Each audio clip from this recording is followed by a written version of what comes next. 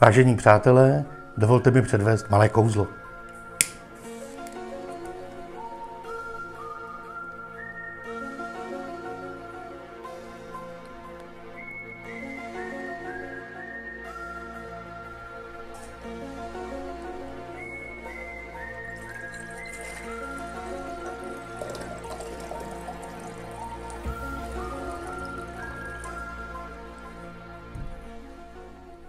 Věříte na kouzla?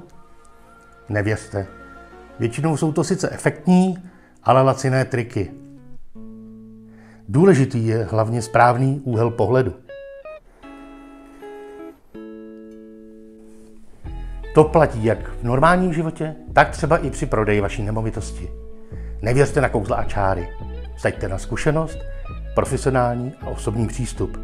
Při prodeji nemovitosti vsaďte na makléře, který bude od začátku stát při vás. A co je nejdůležitější, jeho jméno už znáte. Jmenuje se Hynek Ira a těší se na vás.